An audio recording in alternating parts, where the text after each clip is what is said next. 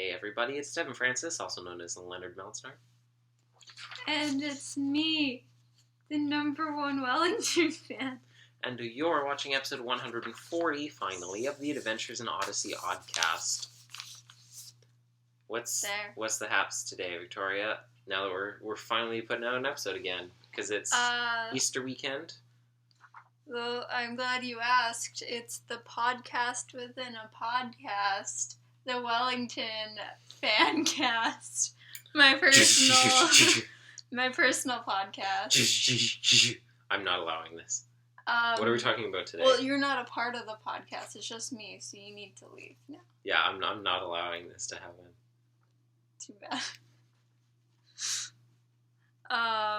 We're going to be talking about Sir Buddy's snowy day because we didn't want to awkwardly separate the two-parter into two different episodes before. And we're going to be talking about Out of the Picture, which was the album finale. And then we're going to be doing an entire album review and rating them episodes. They happen so frequently when there's only six episodes in an album. It's because there are only 3 episodes instead of 6. Yeah. They come so soon. They're like all the Christmas presents or all the baby New Year's. It's just like that, and they're dead already. Oh, it's depressing. So, episode 834, Sir Buddy's Snowy Day, written by Bob Hoose. What happens, Victoria? So, in this episode, we get Buddy, and Buddy goes out on a little adventure. He goes to hang out with Matthew in the snow on a snow day, and he sees Olivia, and he's just like, dang, yes, please, when he sees her.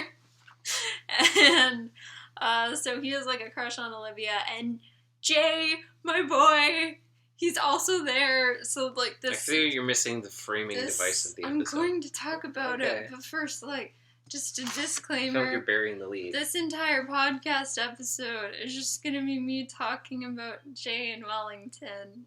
Wellington, who doesn't appear and is never mentioned by name in any of these episodes, let us remember. He is referenced, though, and that is good enough for me. So, Jay appears, my boy, and they give, like, a brief explanation for, like, where he was, and I appreciate that for people who don't listen to the OAC or have it.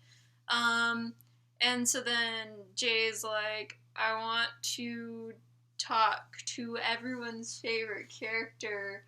Forgot her name. She's just so important. What's her name again? I thought you were being sarcastic. No, Zoe. Yeah, Zoe. He's like, Zoe and I did not part on good terms, and he references, like, the last episode they were in together. Does he? Yeah, which was also Zoe's first episode.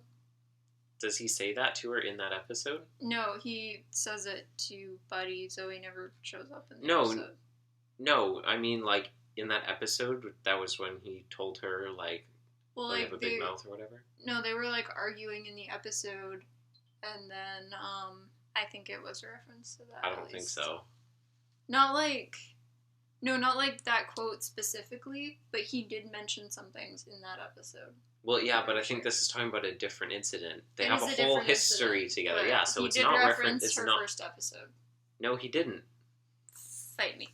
Anyway, he did not remotely do that. Shush. And so Jay's, like, trying to get Buddy to, like, do things for him, and he's trying to get Buddy to act a certain way, because Buddy has a crush on Olivia.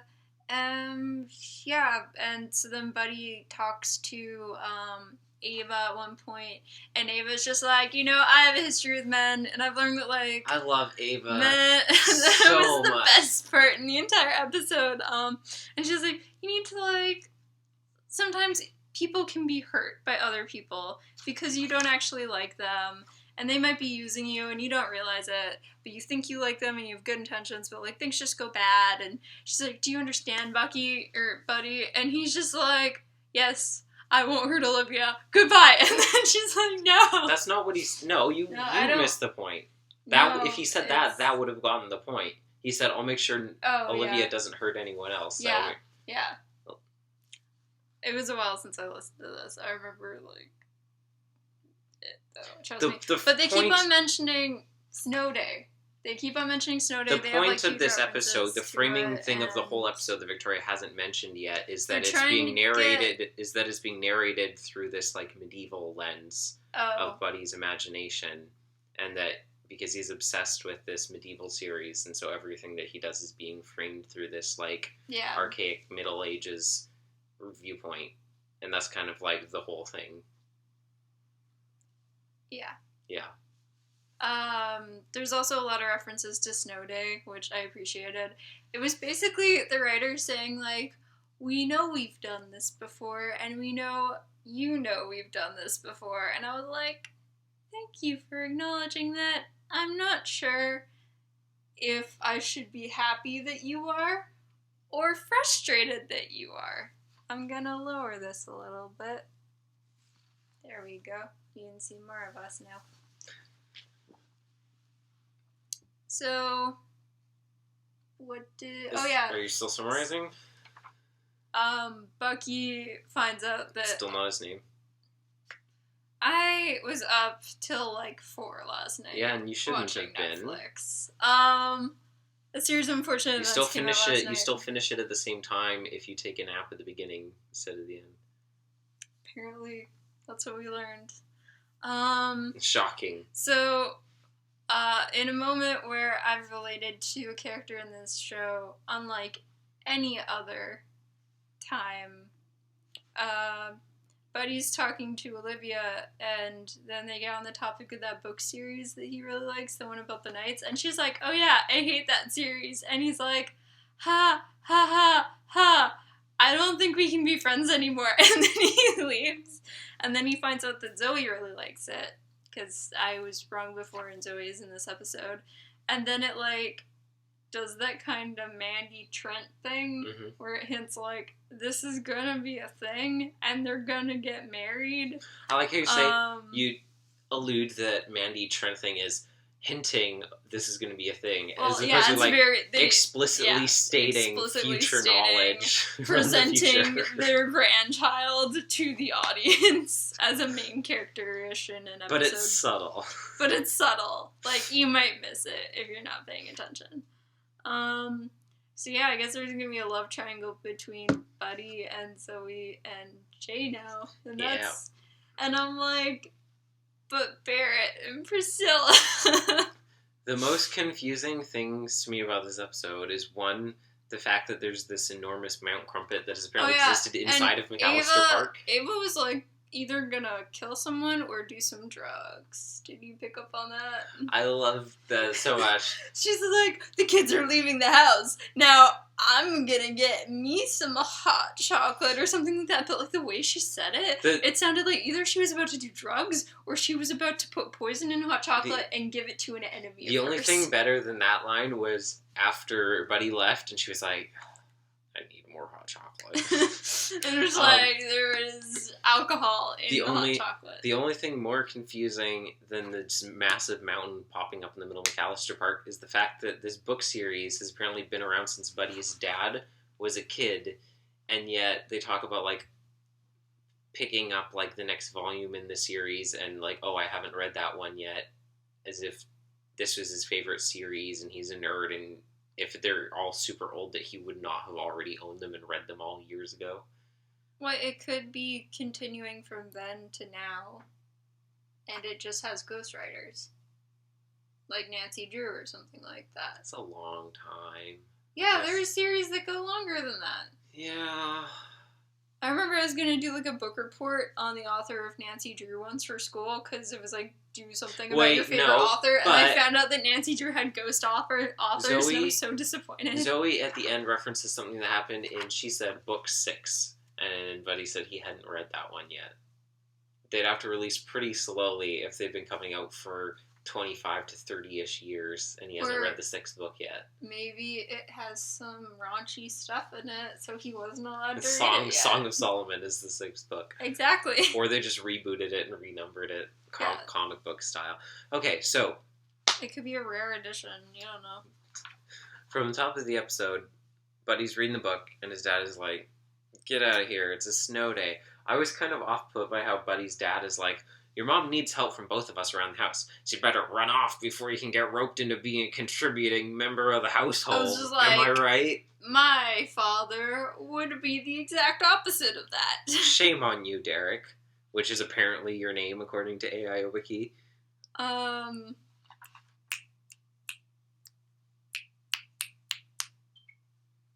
Yes? I don't have anything to contribute. I was just snapping. Oh, wait, yeah, I remembered what it was. You've probably said this before. What on haven't the podcast, we said before?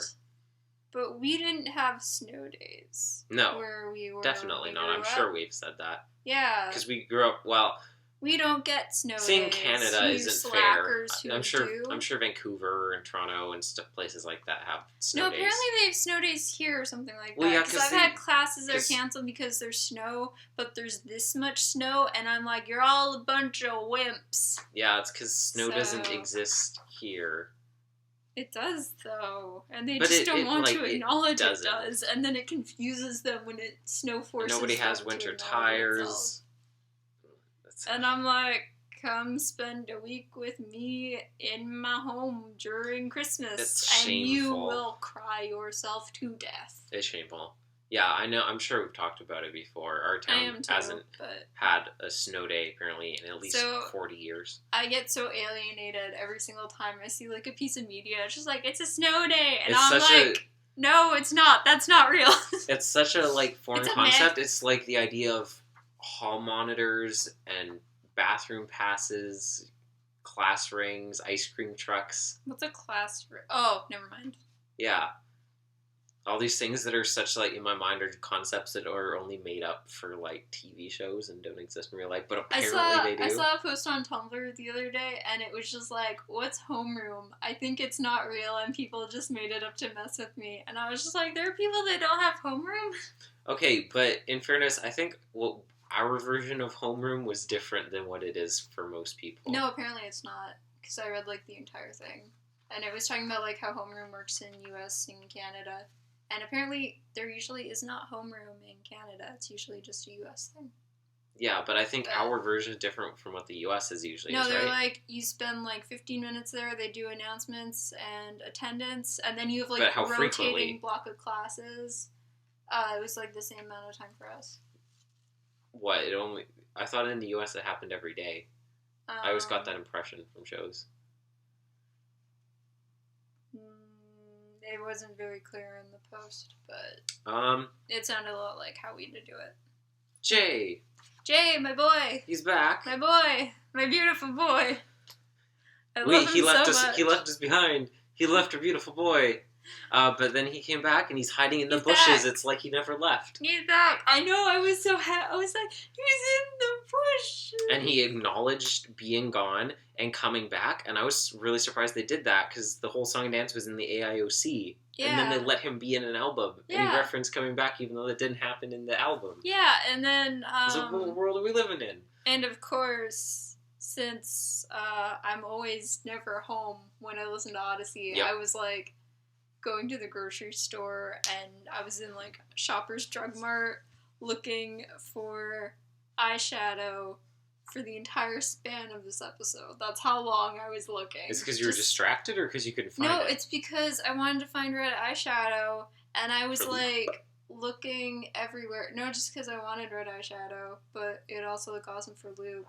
And then I was like, I was like Googling it. I was like, does red eyeshadow even exist? Because it has to, because I've seen it before on people. And I almost ended up like getting blush and then just yes, I remember this debacle. Yeah, I told you about it when I got home because I was upset. And I also listened to, I was gone so long, I listened to this and I listened to the entire two-parter almost. I found out that apparently... red pigments in makeup are not supposed to go near your eyes, so they don't make red eyeshadow anymore. And so I'm sad forever now. Yeah. When you said, like, do they even make red eyeshadow? Like, 30 seconds ago, I was like, wasn't there, like, a thing about red eyeshadow specifically? And there it was. And the employees there were probably just staring at me because I just kept on walking down the same 2 aisles for like 25 minutes, looking at everything like 6 stalker times. Creeper. Like a weirdo. And I actually did buy some things there. Let's talk about I the wasn't episode, just Victoria. there pointlessly. Yeah, but was that tying back to something? I think to your it's experience why listening to this? I was just like awkward the entire time. I think like all the J stuff kept on throwing off my concentration in the store. So Buddy and Jay meet and they're talking to each other. I assumed that Buddy was going to go into like his usual like imagination zone where he thinks about like how terrifying this new person that he just met is. And I was like, the last thing that Buddy needs in his life is Jay's cockamamie conspiracies feeding into his own imagination. This is an apocalyptically exothermic combination of personalities. But I was like, the voices of all the people who get dragged into his imagination, like the voice actors get to do some fun things, and I was just like, and Whit Hertford is very good with voices, so I'm excited to listen to him get to like explore his range and stuff with Bucky's imagination. Buddy. And that's, oh my gosh. It keeps not happening. It doesn't stop from keeps happening. And I was like, any other character, I'd probably be like, no thanks. But I'm always good for more Jay. What about Wellington? Wellington is also an exception, mm-hmm. as always, as I am the number 1 Wellington fan. The music was really good in this episode. Was what I was gonna say. I liked it with like the medieval thing that was going on mixing with everything else. It was funny, Jay and Buddy meeting. Like, it's always funny to think about characters not knowing characters, like Buddy having no knowledge of who Jay is. It was very similar to like Aubrey Shepard not knowing who Jared Dwight was. Is that what you thought of? No, but I just really liked that Buddy didn't know who Jay was, and Jay was like building himself up. He's like, I'm Jay's mouse, and he's like, I don't know who that is, and Jay's like, what? Oh, wait, that might actually be a good thing in my case. And I love my boy. Speaking of love, I feel like there was a lot to be said about how romantically Buddy was reading into all of the completely normal and unaware actions of Olivia, who he literally, like, apparently just met. But hear me out. Matthew and Olivia it was Matthew and Emily, right? Well, yes, clearly. Yeah. So he's it's lived not in that he's big lived a stretch. No, as it could be if he did not have anxiety. What does anxiety have to do with reading overly romantically into the things that people say to you? You loop every single conversation you have 24/7 forever with any encounter, and you look at it like you're an ancient scholar poring over medieval texts. Well, yeah, but... as in, you look at it from every single possible angle, even ones that don't make sense. Yeah, but doesn't that usually involve pulling it into negative connotations? Not always. Mostly, but not always. And this isn't replaying. This was happening in real time, like, as it was happening. He was just, like... It spoke to me a lot about, like, just, like, the whole, like, romantic male entitlement thing, how, like, everything, Olivia's just saying normal things to him, and he's like, oh man, she's flirting with me so hard, she's so into me. And I was like, yep, this is not surprising. Matthew sounded so surprised that Buddy hadn't heard about Gumper's Hill, as if he didn't just move to town like a year ago. He's like, how do you not know about this? Although, in fairness, if there was, like, 1,000-foot mountain in the middle of McAlister Park, I would think it was weird, too, that he didn't know about it. Gumper's Hill was there in Snow Day. Why are you acting like it's not there? Because that wasn't in McAlister Park. That was a different hill. No, it was Gumper's Hill. So you're saying that there's a river flowing through McAlister Park that's, like, way far out in Odyssey, and that on the edge of that is Alex... Remember Gumper's Hill They, like, rode the trash can. Yeah, I know. Down, and then they go into the river, and then Alice's grandmother's house is there. Yeah. It's not McAlister Park. But, like, they talked about it in the episode. But it's not Gumper's Hill, right? Yeah, it was Gumper's Hill. Look it up! I mean, admittedly, it did talk about, like, oh, there's a legend of, like, this kid who went down, and I was like, oh, this sounds like a reference to Snow Day. That was a reference to Snow Day. But then I was like, but then I was like, wait a minute, this can't be the same mountain. You have a computer? Look it up. I'm right. Look up, but I don't think it's going to say the name of the hill on AIOO Wiki. Yes, it will. I'll look it up. If you're too. Be my guest. I don't have anything to look it up on. Well, I should have brought it with you. I can go get something. I'll be back. I mean, yeah, saying it, like, it is familiar enough that it sounds quite plausible. It is Gumper's Hill. It just doesn't make sense. That wasn't in McAlister Park, though. Like, the geography of it doesn't make sense. They fell into, like, a river. There's a creek, a stream going through McAlister Park, but not a river. It was There's also no massive hills like the height that they've described in the middle of the park. Gumper's Hill is, like, the only episode, or Snow Day is, like, the only episode where they mention Gumper's Hill or whatever. You keep on talking.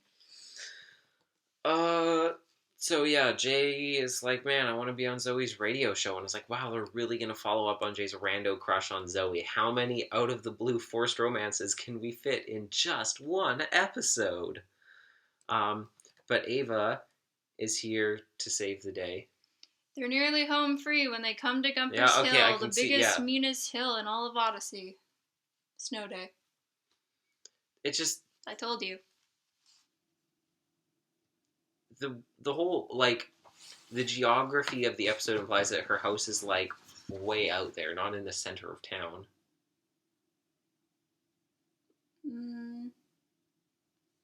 I mean...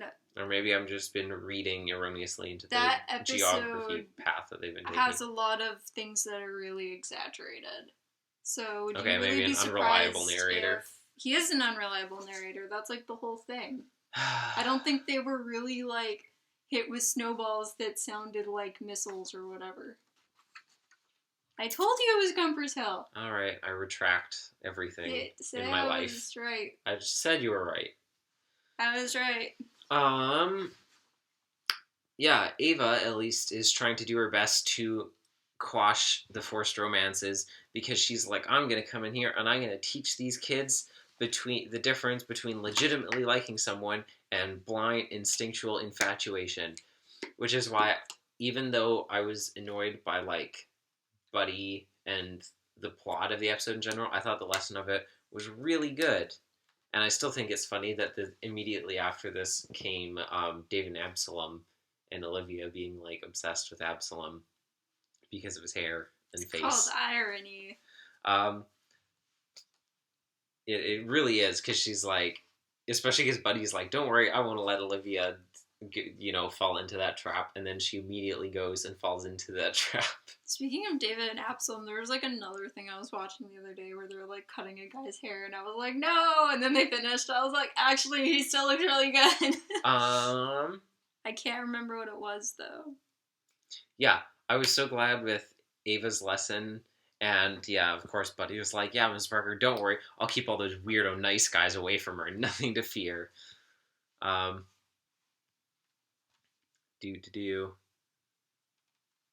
Nice guys never think they're nice guys. That's just one of those things. It is. That's the rule. Claudio. Looking at you, Claudio. A 500-year-old call-out. And Posthumous from Cymbeline, who was basically, like, a ripoff of Claudio. So, Olivia is like, ew, I hate high fantasy. And I guess it wasn't high fantasy, it was just medieval times. I mean, I wanted to fight Olivia, it could have been high fantasy, we don't really know. I was on, like, the exact same page as Buddy. Mm-hmm. As Bucky Bud's my favorite. Bucky Bud Barnes. My favorite boy. So, from the MCU. Buddy finds out that his girl next door loves his favorite book series, and then 6 seconds later, she spoils a book that he hasn't read yet, so he promptly drops his shovel and returns to his house and never speaks to her again. That's how that would have played out in real life. Yeah. Yeah. Yeah, honestly. No, what it's like, because you got there in Pandora Hearts, my favorite interaction about, like, having a fandom presented in anything ever is my favorite Japanese series, Pandora Hearts, where 2 characters meet and they find out they're fans of the same book series, but one of them was in a time-lapse state for, like, a really long, for, like, 7 years or something like that. Or, no, 10 years. It's been a while since I read it. And then, yeah, Victoria, come on. What and kind books of, were... you're not a real Pandora Hearts You fan never like finished me. the series! The only reason I'm saying this is because you got this far. And then he didn't really think about the fact that, like, books in the series were still being released the entire time he was, like, gone. So then he meets this other person who's a fan of the series in a library, and he sees, like, all the books, and he's like, oh, there's so many new books I haven't read. And the guy's, like, talking about the other books. He's like, no, you're spoiling them. He's like, you're not a real fan if you haven't read all of them. He's like, I was gone. And it was too real. It's, everyone go read Pandora Hearts. It's so My good. favorite part of this episode was the fact that the lesson of the episode, according to Chris, is not to worry about romance and focus on friendship. And to show this, Chris pulls a verse from Song of Solomon. I thought he was good at friendship, that Solomon. He had so many friends. He let his friends live in his house. You could say that his friends had benefits. They had so many benefits living in his house. There are so many benefits to being friends with King Solomon. The least compulsively romantic thing about this episode was in the wrap-up, Chris said, if you get married someday, instead of when you get married someday, which was at least, like, a good closing note to leave people on. I like that. So, the episode overall, I was like, I'm glad that Jay is here. Ava was great in it. Ava was good. She was... Even though she was drunk for the entire episode. She works hard. She works hard. It was a snow day. She deserves a break, Victoria. She also might have murdered someone.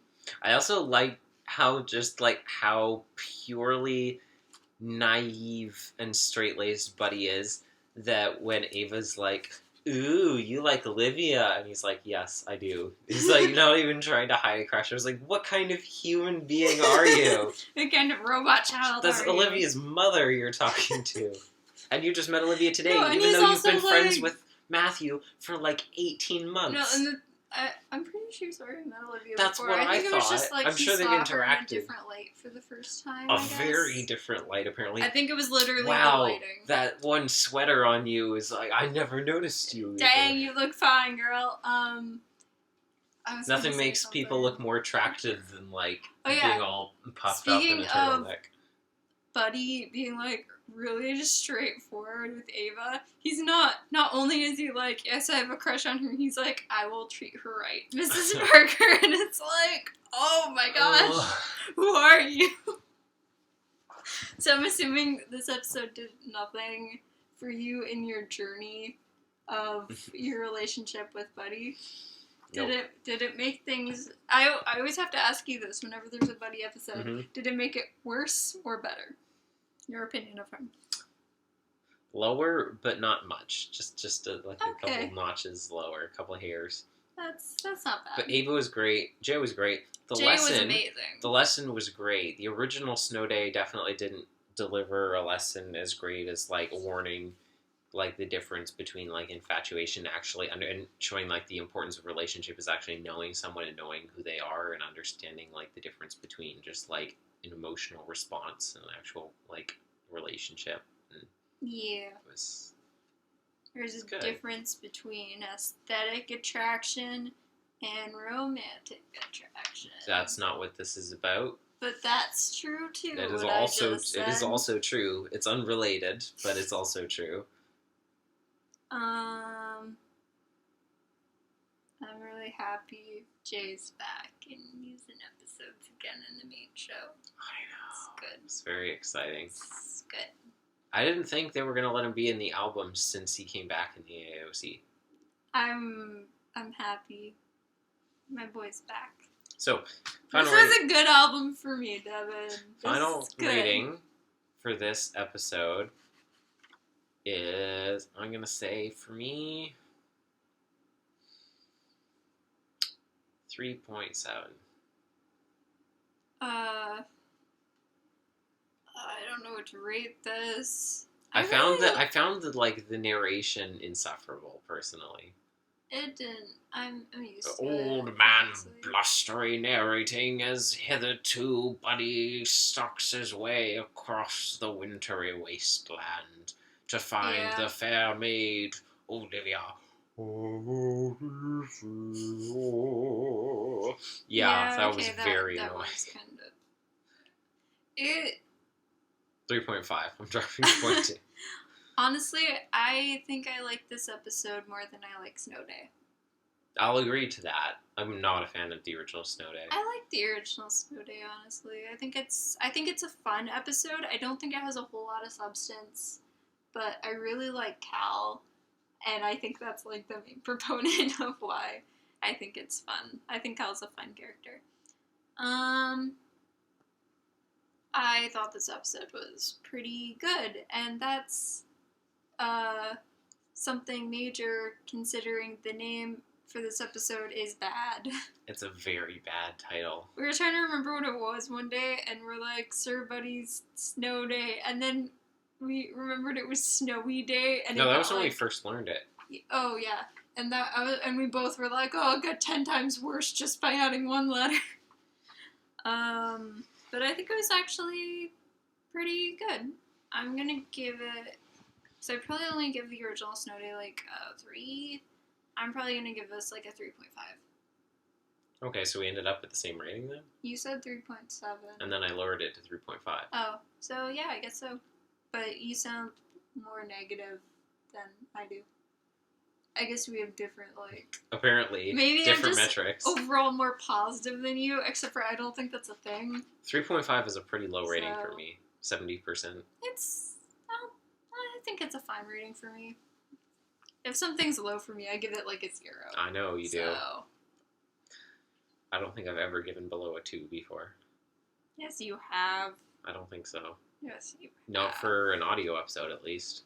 Okay, wait. Well, what about Change of Heart? No, definitely not. I didn't give it below 2, I'm sure.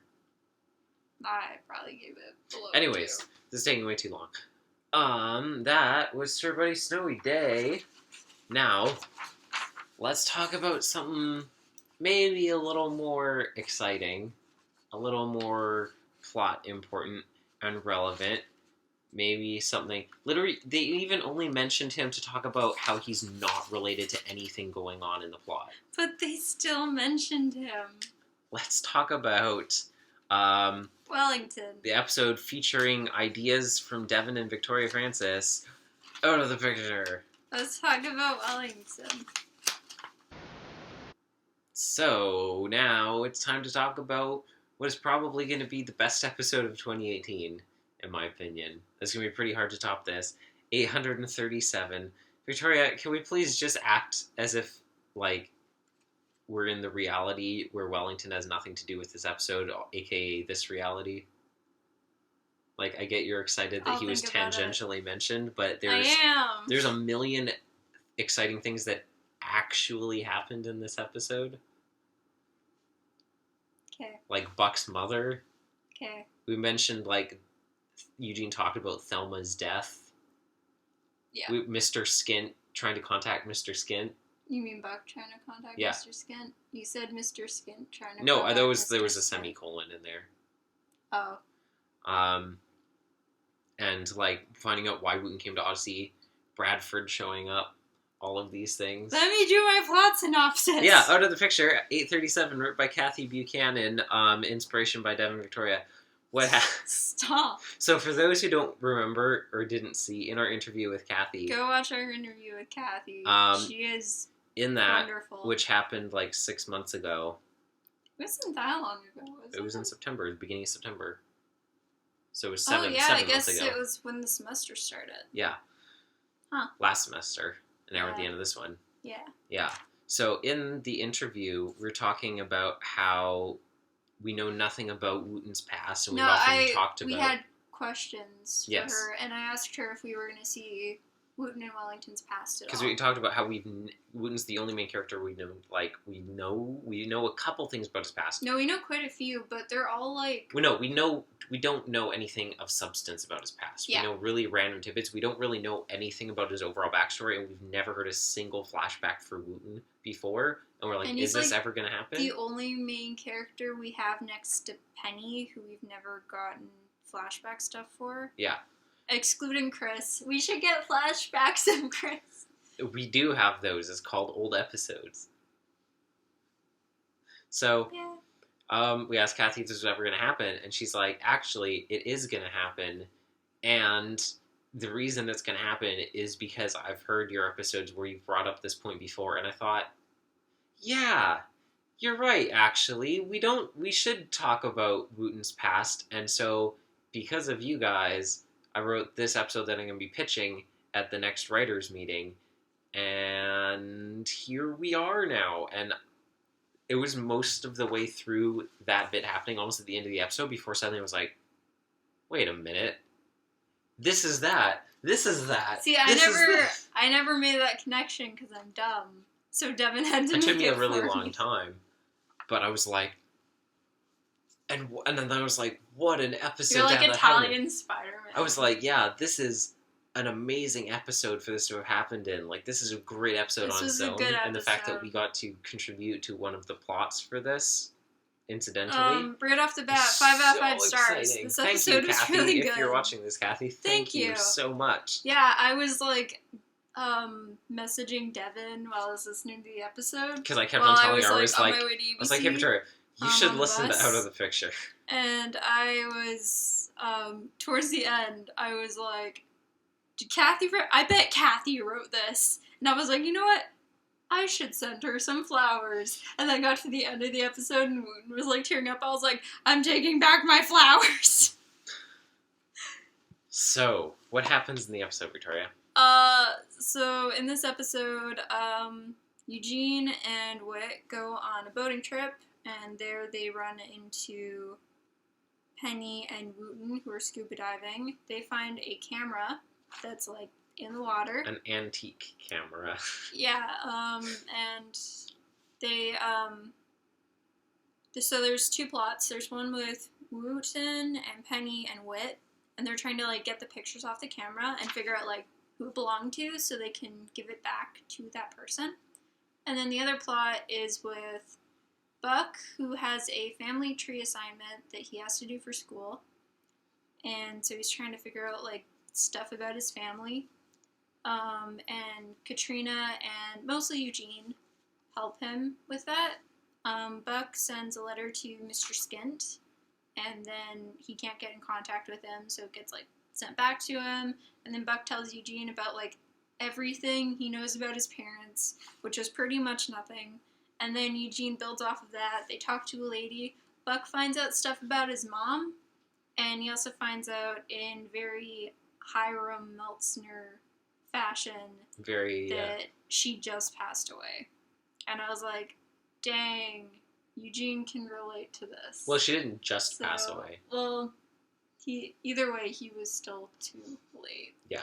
And they go home, and then Buck does what I was, like, mentally yelling at him to do the entire time, but I understand why he didn't, and he makes, like, a family tree with Eugene and Katrina, and Eugene and Katrina are looking at it, and they're like, and Whit, and Connie, and Jules. And then what I didn't expect is you put, like, Connie and Jules and Whit on it, and I was like, it's fine, I didn't need a heart anyway. And then I was like, I'm taking back the flowers I want to send to Kathy. I'm not going to do it anymore. She made everyone cry. And how does the A-plot end?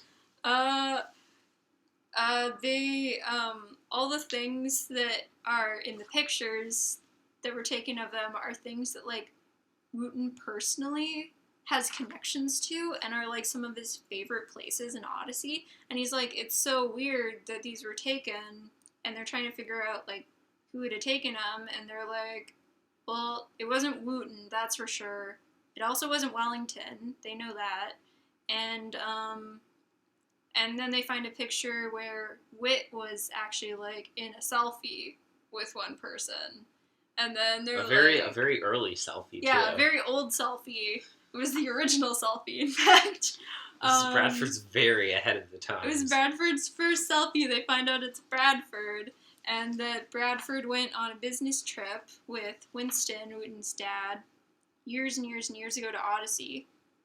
Winston immediately hated Odyssey and thought it was a garbage town. He called it the mole on the back of America. And I was just like, what a vivid picture that is.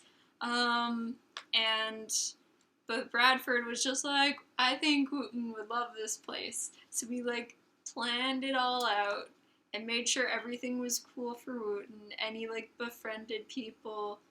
And it was beautiful. And then he went back. And we got, like, young Same adults. voice. Same voice, Wooten. But still a flashback, technically. But he sounded, like, a lot gentler in his voice. I was like, you can Well, he tell. sounded sadder. He sounded sad, and it made my heart upset. But it was also good. It was good stuff. And he was just like, yeah, I'm gonna go with Odyssey, because my dad will never find me there. And then, no, that's not what he says. But, yeah, and, oh yeah, Bradford went on a boating trip and he lost his camera in the lake. The lake? The lake? Yes, the lake. Trickle Lake. Yeah, Trickle Lake. And then that's why Wooten's there, and they, like, Skype Bradford, and then they all cry, and Bradford's like, you're the son I never had, and Wooten's like, you're the dad I never had, and I'm, like, crying on the bus, and I'm like, how dare you do this? He's like, you're the father I never had. And then Winston's like, I'm right here, Wooten. He's like, you heard me. Skype call. You heard me. It was a good episode. It was so good. So yeah, like you said. Wait, which of the two plots was your favorite? Like, excusing any bias. As excusing personal bias, Buck, because Buck and his family and Mr. Skin and Buck and Eugene family and Katrina and all that stuff. Mine was definitely Wooten, but that's not because of the Wellington thing or anything like that. Yeah, like, they're both really serious good. Time now, like, I am more emotionally connected to Wooten than I am to Buck, and I've been waiting for, like, I don't know, about a decade or something like that to get some of Wooten pre-Odyssey, and this was just so satisfying. And for, like, Bradford to reappear, did you check if that's the same voice actor? Yeah, okay, I'll check. But, both of the arcs in this episode, I love Bradford. Both of them were so good, and both of them were fulfilling things that we've actively wanted for so long that the first time I listened to this episode, are you gonna look it up? I was gonna look up on here. Oh. I still have Wiki open, I think. Maybe not. I forgot your computer was there. Yeah. That the first time I listened to this episode, like, every single thing that happened, I was like, is this really happening? Like, she's good, like, she's actually doing this? She's actually doing this? Like, I could not believe that all of these things were actually happening. Like, it was too good to be true. So, like Victoria said, on a flip note to this, on the opposite of things being too good to be true, we start out with Eugene and Whit, and they're fishing on Trickle Lake. And they're like, it's too bad Buck couldn't be here. I don't know why, but we're fishing. And I was like, categorically speaking, starting an episode by saying that Buck couldn't be here is, like, the worst way to start an episode. But it goes uphill from there. So they mentioned Bradford right at the beginning. Okay, so the first time he appeared in For the Fun of It, when he had a couple lines, that was Bob Hoose. And then this was Fred Tadshore. Oh.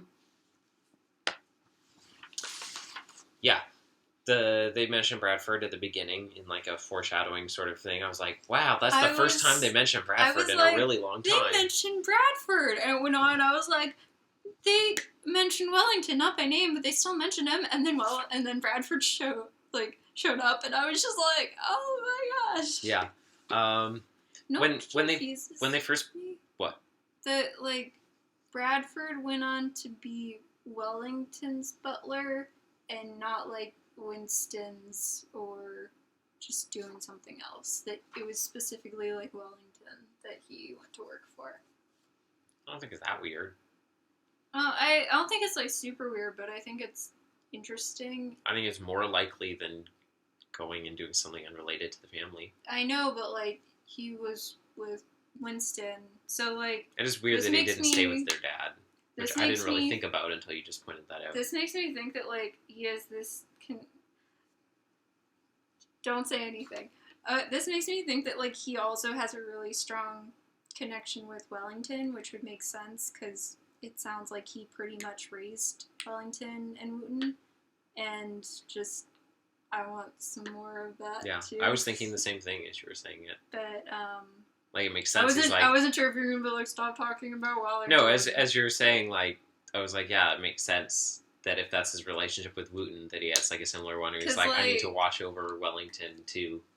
He's like, that's. Because he's like, I scoped out a good place for Wooten to go to. Now I need to look after Wellington, and I love Bradford so much. So they find the camera. They're like, look at this antique camera we have. And in my mind, I was picturing like a camera where you put like the flash powder in the trough thing. But honestly, like a compact digital camera, like the one in the album art, is that, I guess that actually practically is an antique at this point. Wait, and for the fun of it, when Talia mentions Bradford, Wellington says, and I quote, Bradford? Who's Bradford? And that just makes me upset. Because it's like, he's your butler, you dummy. He has been for like for your entire life. He was probably there when you were born, you It's because he's just used to calling him Dad, too. Aww.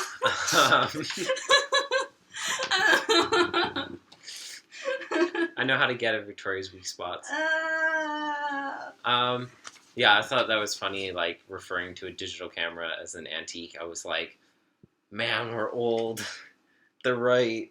I was confused at first, because they're like, because the album art shows him holding the camera, and then they're like, we found an antique camera, and I was like, wow, the album art doesn't match. And then they're like, digital cameras aren't antiques? Yeah, but, like, they're not really used anymore, so I was like, I guess they practically are at this point. Like a disposable? No. Yeah, or like an electronic? Like the little compact ones that people use. Like the one that was in the album art, the one that Bradford had. The kind that I own? Yeah. That's not an antique. Yeah, but it's not something that's used anymore, because either people... That's because I always forget I have a camera. People who, like, just take pictures like normal people just use their phone, and people who like to take fancier pictures have, like, big, like, Canons with, like detachable lenses camera. and stuff. Exactly. I don't think the in-between version, like a compact digital camera, is something that's actually used really at all anymore. It's my closet. Yeah. Yeah. Exactly. It's sitting in your closet, and you forgot that you have it, as you just said. I named it Bob because it's red. I'm aware. After the Veggie Tales. Yep. So Vegetable. I didn't even like realize how obsolete it was as like this median function in like the camera spectrum until it was pointed out, and I was like, agree. I do not. So agree what demographic is using those to take pictures? Because they take worse quality pictures than an iPhone at this point. They wouldn't. Yeah, a modern iPhone has way more megapixels than one of those cameras. I want to prove you wrong, but my camera probably needs to be plugged in because I haven't used it in a very long time. Well, how is that going to... You just need to look the specs up online. But one of these cameras has a way higher resolution than that one does. And if you want to take fancy pictures with a camera, you're going to use like an actual expensive camera that actually has like lenses and stuff. I know nothing about camera, but I know stuff about Odyssey, so let's talk about Odyssey. So, yeah, Wooten's like, man, maybe I should give this camera to Bradford for Christmas. And then when I was listening to this the second time, I'm like, could you imagine if they like didn't figure out the mystery stuff and they just did that? And like, could you imagine the look on Bradford's face if Wooten's like, here's this camera I found at the bottom of Trickle Lake, and then he gave the camera back to him.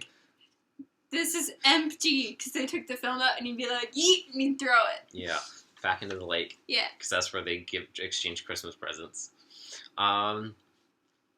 Yeah, so they're pulling these things up because they're like, Wooten and Penny are like, we played this game where we try and find the most interesting thing at the bottom of the lake. And I was like, you think Wooten kind of would have won that game for life last year when he found an entire car wedged into the valves of the dam?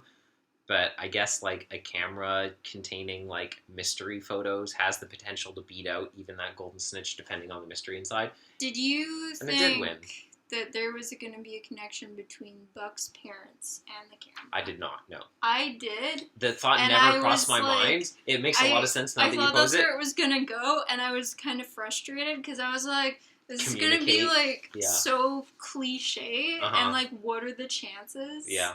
that, like, this would happen at the same time? But then it just ended up being completely unrelated. It related with the theme with, like, parents and stuff. Yeah, I don't and know why that family, didn't connect in my mind. But that does I'm make really happy it didn't go down that route, because So- it would have been weird if it did. So we finally cut to Eugene and Katrina, and they're like, oh, there's this letter we found, and it says Skin, Mr. Jumbatai Skin. And I was like, it's happening! It's happening! Same. And And they had the letter? They didn't read it. I know. And I was just like, good. I was so happy. And I was just like, you know who would have read it? Connie. She would have read that if it was, like, Jules that did She it. probably would have. She would have. And I was say. like, this is the difference between Connie and Eugene. I was like, Eugene Katrina Katrina, don't do you this. dare And they didn't. And read I was that letter so happy. I without was Buck's so permission, happy. and they didn't. I was so impressed. And Buck's working on his genealogy, his family history. I was like, it's happening! It's happening! Did you ever have to do, like, a family... Yeah, you had to do, like, family history. Yeah, a couple times. I felt Actually, when I was home, awkward doing family history because of, like, adoption and stuff. when I was When home, I had to... I remember in grade 5, they're like, we need you to do family history. I was like, I have members in my family that are adopted, so I'd like to not do it, please, because I don't think I would do it properly. And they're like, just talk to your relations. I did it. I went 4 generations through- back on Dad's side. Yeah, so they're like, just roll with the adoption thing, and I was just like, fine. I know you're so obstinate about it. Yeah, while I was home at Christmas, when I was going through all of the stuff in my room, sorting through it, I was like looking at all my like genealogy projects because I found them going through stuff. You made that, like, the website family tree thing? Well, I put data into ancestry.ca if that's what you're Yeah. talking about. I think I have it in the pile I brought here. I'll show you later. It's the Probably. one where I have all the flags No, I colored don't on want to where see everyone it. You came spent from. like 10 years of your life, like, telling me what it said every single day. I don't need that again. I You remember sure did. all of it. Leave me alone. So, we get the photos, we're looking at them, and it's kind of creepy because it's like, wow, these are things relating to Wooten very specifically, very uniquely. Oh, what do you want to bet Bug's parents were not married? Well, they did have the same last name, so Oh, I'm not did going they to say bet that? much. She said his dad's name's. She said his dad's last name was Bartley, and then she said that his mom had the same last name. Oh, okay, So never I'm mind. gonna say probable. Alternative answer: they were first cousins because they're like super country and stuff. In which case, still probable because they wouldn't have had a kid without getting married, even if they're cousins. If you live in wherever Buck's family's from. Weird. So, with the photos, they're like, wow, this is kind of creepy. My first instinct was that Wooten took the photos and just doesn't remember. But I was like, this couldn't be connected to his amnesia from Find a Penny because he wasn't in town before he was drugged and he was supposed to, like, get all his memory back in the next, 3 weeks after it happened. I thought I had 2 guesses. One was either Wooten took it, but I didn't think that was probable because I was like, he would remember that he took these photos. 98% chance he would remember he took the photos. So, But why would he? If I they're all don't- things that he frequents and Yeah, I stuff, there know, wasn't and that's what anything confused special about me. any of the photos? that's what confused me. And my other theory was Wellington took the photos, even though they said it probably wasn't Wellington. And my theory for that, I had 2 theories about Wellington in the photos. One was either he took them because he saw Wooten around those areas, and he was trying to get into a mindset for, like, pretending to be him, like, a couple albums ago. Mm-hmm. And the other one was Wellington, when he was in Odyssey, he actually liked those areas and didn't want to admit it, so he took the photos, and then he lost his camera and was sad about it. Nothing Wellington likes more than gum statues. No, because the thing with Wellington is that he's, like, very similar to Wooten, but is secretive about it. And he's a total different, loser. He's different than the face he puts out, but I would not describe his different faces being similar to Wooten. Well, to the degree that those pictures would require. Yeah, I know. That's what confused me about that. I was like, part of me wants to think that Wellington took those because he actually likes those things, but I don't think he would, because it's very un-Wellington. Some of those things, I will vouch, I could see him taking a picture of maybe, but not all of them. Definitely not the gum statue. The line that Penny had about the gum statue, which was like so many different textures, and I was like, gross. And then Wooten was just like, yeah, it's really slimy. And I was like, okay, that doesn't make any sense, because I don't think it would be consistently slimy. Wouldn't it just be like... morning dew.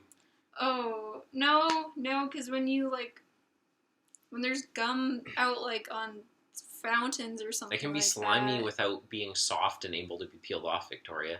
It'll still be, like, no, slimy. Wouldn't it be, like, hard if it's there long enough? Yeah, but you'll get mildew growing on the surface. Oh, that's so gross. And that will be slimy. That's so... But at the same time, with the gum statue, I was like, okay, out of all the things that they've, like, someone said in an Odyssey episode, like, oh, this exists now in Odyssey as a landmark, I was like, this is the one I have the least trouble imagining existing. Like... As opposed to the abandoned coal mine. Yeah, exactly. Or like a new lake and dam. Or like the burnt down doll factory, or as Matthew said. And I was just like, you tell me that there's all these things, and I'm like, no, I have a little that like pulls a little bit too hard on the string that tethers my suspension of disbelief, and just like there's a gross gum statue. I'm like, yeah, I can see that. Honestly, especially by an airport. When Matthew said that thing in A Perfect Testimony about the doll factory, the first thing that came to my mind was the Wainwright Plastic Company being outside of town, as mentioned in the one where Bart... A little credit, please? I guess, wait, no, sorry, top this, like, where Bart... I recognize the name, but I don't know what the episode would be. Where Bart is trying to, like, steal donations and stuff for the Electric Palace for, like, the Cans for Cancer. It's not A Little Credit Please, but it has credit in the title. A Little Credit Please is the credit card episode at the beginning of 25. This one is in 24. Do you want me to check? No, it's okay. But the point is, because I thought of that, because that always sticks in my mind, because it was a reference to It's a Wonderful Life, to George Bailey's best friend, who also, like, went and got a successful plastic company, and his name was Wainwright. But the first thing I think whenever you mention the abandoned doll factory is that one episode of Ghost Stories, where there's, like, the ghost and the doll, and then the main character gets lured to the doll factory, and then has to fight a bunch of ghost dolls. If you remember that. That was a good... I was watching clips from it, like, a couple days ago, and I was like, I need to watch some of this again. Anyways. It's really funny. So the photos on the camera, I was so glad that they addressed that advanced software can recover partial images from deleted or corrupted image files. I didn't know that, because actually. Whit would definitely have access to that software. And when he was like, oh, the files are gone, and I was like, I'm going to be really annoyed if they glazed over the fact that you'd be able to recover partial data from those corrupted files. I was surprised that, like, Eugene never volunteered or anything like that, but... He was working on his own projects. I know, but, like, this was before the Buck stuff came up, so... Well, that part of it wasn't until after that was at Wit's End. Oh. Yeah, I was really happy. I was like, okay, good, they're actually addressing this. That lady... being like, okay, first, Eugene, was it like 6 hours drive there? No, it was 3 hours. Okay, each way.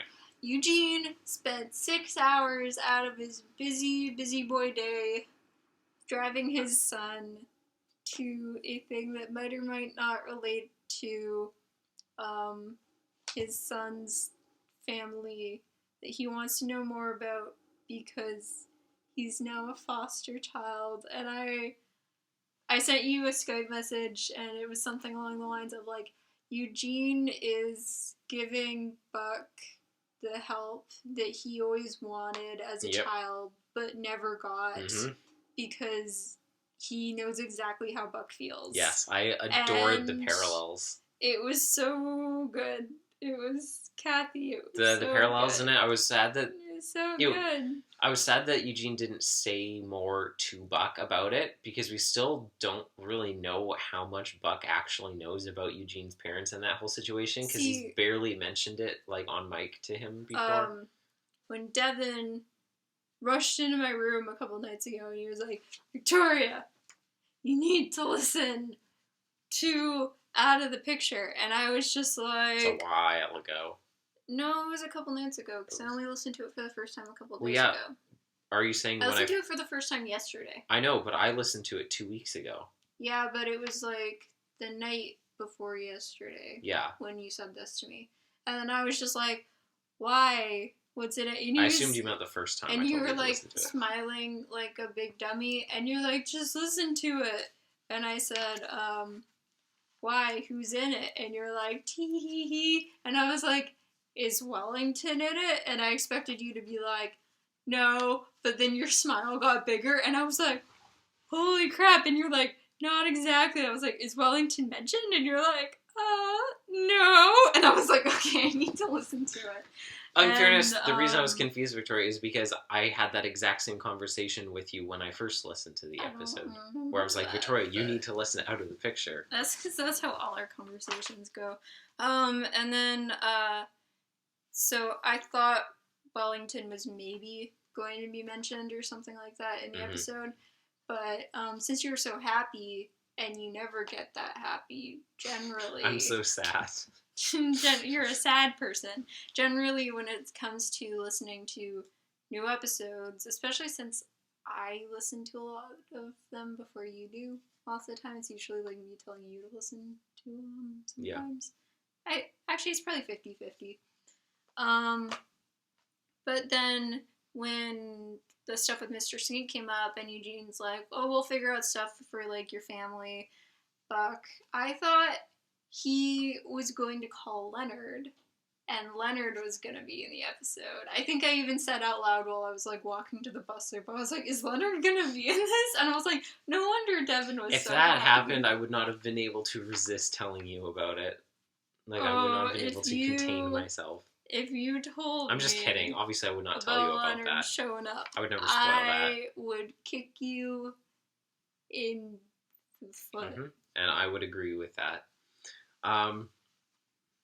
So yeah, the saddest point in this episode is when Buck makes up a fake family, fake relatives, and uses like stock photos and magazine cutouts did you think to build his family tree. They said Barkley instead of Bartley? I did think... Well, I'm not there yet. Okay. I'm not there yet. So yeah, so they start driving to Millsburg, and I was like, Eugene had better drop a line about his past experiences and uncovering missing families. Like, how fitting that we just reviewed Dead Ends like 2 episodes ago. That's what I was thinking. I was thinking like, oh, we didn't even know. We did not know. One, even though that wouldn't have worked because we had to do 2 from this album. I know. I was like, too bad that wasn't together. But then I thought same thing. We couldn't have done that. But we had no idea when we just did Dead Ends. So it was so great. Buck was so excited. He was like letting hope into his heart, and my heart was like, breaking. Oh boy, don't do that. I was like, no. Did you notice, like, in terms of the parallels? Did you think he was actually going to have family that was alive? Not that he would find in this episode, either way. He may find eventually, but definitely not in this episode. But did you notice how, like, the height of the parallels was Eugene gave Buck, like, the exact same talk about tempering his expectations as Whit gave to Eugene in the long line before going into Hiram's house. About, like, I know this is exciting and we might find a lead, but you don't want to get too excited because, like, you might not find anything and stuff. And it was, like, the same thing that Whit said to him that he said to Buck. And I was like, really hoping that Eugene would mention Hiram, but the conversation... He talked about Thelma. That's true. And then Buck cut him off, and I was like, stop it. Let him talk. Let him talk about his feelings about his mom. The conversation that they actually ended up having, I think I liked more, or rather lack of conversation, because Buck like cut Eugene off and he was like, I can't talk about this right now, I just need time by myself. And I was just like, boy, I respect your decisions. The thing that really scares me now is remembering that Divided We Fall is still coming up and wondering if this... Wait, I can't remember though. Isn't that OAC though? They moved it from OAC to an album. Oh, no. And it's about Buck and Eugene. It's called Divided We Fall. And now in light of this like Buck finding his family storyline, I'm even more apprehensive now about what it could mean. And Kathy wrote that one, didn't she? Probably. I'm sure she did. Oh, no! Yeah. So yeah, I started to get really emotional over Eugene's persistence, because it's like Eugene's persistence when like the lady's like, I don't know who he is, and closes the door, and Eugene's like, I'm not going to leave until she gives us the answer that I want. I think that she is lying, and I'm going to tell her that. Did you think that she was lying, though? Probably, yeah. She was clearly hiding something. I was, like, surprised that she actually did. No, I was like, she's definitely hiding something, but the way Eugene approached it, like, so bold-faced was... It was surprising. It was very... It's generally very uncharacteristic of him, and that's why I got so emotional over it, because it's totally fitting with him having been in this literal exact situation before, and think knowing it's completely in character, even though it's something he wouldn't normally do. But this isn't a normal situation, and this is like, I had no support for so long, and now I'm in a position to give my son support when he wants to find his family. So I will, like, literally fight anyone. Yeah, that's what I said. Point. It's generally uncharacteristic of him, but it makes 100% perfect sense in this, because he knows the frustration of trying to find your family, and you know that there's people who know, but they won't tell you anything, and you just want to get through to them, and he's like, I'm going to fight for you. At any moment Eugene was going to punch her? No, like break into her house or something like that? No, I do not think so. I did. Very quickly, though. So yeah, she's like, your father's name was Barkley. And I was just like, did you say Barkley? I was like, I can't believe all this time I've been thinking Buck's father was Blackguard, when actually it was Stuart Reed Barkley all along. No, that's not how that works. He's Jimmy's nephew. No, if Martin didn't age, that means Stuart's probably only like 2 years older. Which Martin? Like, not... Around the World Mission not Martin? Marvin. Oh. Yeah. But Devin, I thought... No, but I was like, don't you think Stuart could be old enough by now for Buck to be his son? No, because Marvin barely aged. Pshaw. Marvin didn't show up for 8 albums after Stuart's last appearance. I don't care. But I thought the lady said for some reason that, like... And also, you don't know that Marvin didn't age 30 years and isn't still able to just sneak his way onto, like, a teenage basketball team. Black don't crack, Victoria. Go on.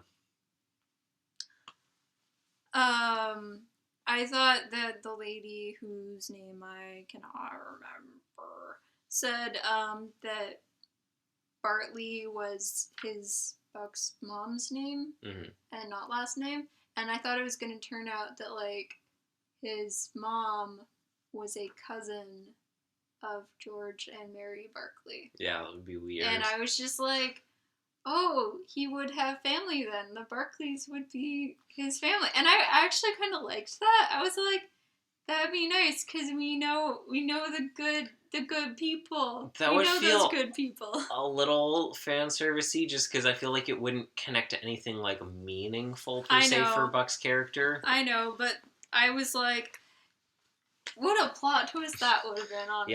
Yeah, it wasn't until the second time I was listening to it, and it's not, when she said it, it still sounded like Barkley, but it wasn't until, like, Buck repeated back, and he was like, Stacia Bartley, and I was just like, oh, wait, okay. and then I was like, wait, and then I rewound it again, and I was like, okay, it did say Bartley. At any point, because I was listening to it on the OAC app, and that app is, like, super broken, so I try not to, like, touch it at all, otherwise it will hate me and shut down and take, like, forever to start up again.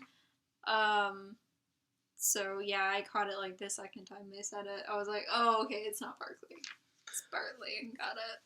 I feel like the biggest I mean, obviously, there's like general plot things that are going to carry forward into the future for Buck, but I think the most like foreshadowing thing that they put in there that I kind of forgot about it the first time, and the second time I was like, oh yeah, this didn't pay off, so this definitely is going to be a thing in the future. The fact that like Mr. Skint was gonna like kidnap Buck. The fact that she's like, Mr. Skint would periodically call to ask after his mom died, like he'd call like every year or so to ask about finding papers around Stacia's house, but he would never say like what they were. He just always said that he was like looking for something and asked if it was found, but wouldn't say what it was. His persistent makes me wonder if it's related to getting a more legal hold on Buck, or much more likely some sort of inheritance, large inheritance left behind for Buck, like Count Olaf style. Are you saying Count Olaf because a series of unfortunate events just came out? I was not saying that okay. because of that, but it was an interesting coincidence. It's timely. Yes, it was very timely. It seems much more likely to me because it's like, he isn't going to care about like, oh, I need a more legal hold on Buck, because he was never worried about the authorities taking Buck away from him, because if the authorities got a hold of him, he'd have much bigger concerns than that. So, yeah, my guess was like, these papers probably represent money, which probably means there's an inheritance tied to like papers, like a will that was left behind for Buck by his mom. It must not be that much money. And that's why... It doesn't sound like... Yeah, it sounded like she was pretty poor, I know, but... Well, the thing is, it doesn't sound like she had a lot of money, but at the same time, it doesn't sound like she had money, like, or she had difficulty getting her payments in for her rent. Speaking of which, I need to pay you. Yes, you do. I made a note of that on my computer because I was like, I haven't paid Devin this month, and it's the end of the month. So, yeah, that was the one thing is, like, it doesn't sound like they were millionaires, but it's definitely the most likely thing in my mind is that she was undercover. She wasn't using it for some reason, but that she had some significant fortune that she left to Buck, and that's why he took Buck in, because he wanted to, like, get it, but then he realized, oh, we still need the papers, and so he kept on trying to get the papers. Devin. In my mind, it was a cross between, like, a series of unfortunate events and the mysterious stranger and Devin. No Way In, No Way Out. Devin. Yes. I think you're right, and do you know why? Okay, follow me with this. What does Mother Gothel... If this ends with you theorizing that Buck's father is Blackguard, I'm gonna punch you. No, but listen, you're gonna figure out as I'm explaining it. Yeah. What does Mother Gothel... What's her nickname for Rapunzel in Tangled? Yeah.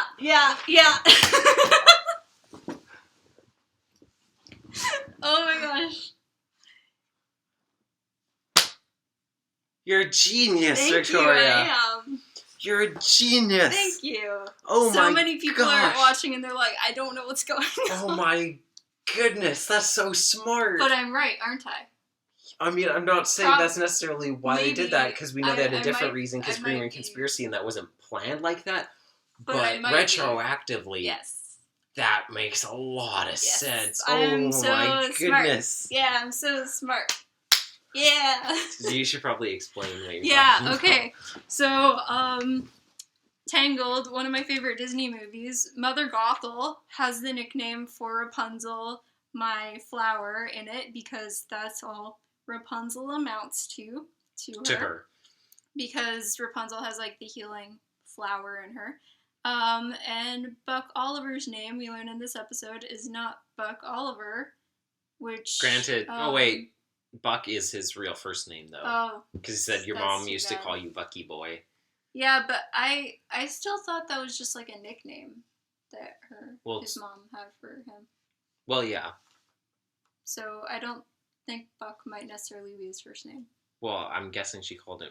Maybe not. I don't know. If Buck is not his first name, it could be a similar thing where Skint wants that money. So he named him Buck, because that's all he sees him as, is a way to that quick buck. That quick money.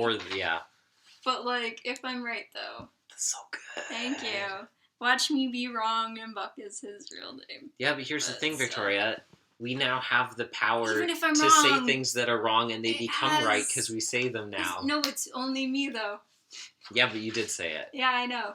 I'm not saying the vague causativeness of things. I'm saying Kathy watching this episode can make it a thing now.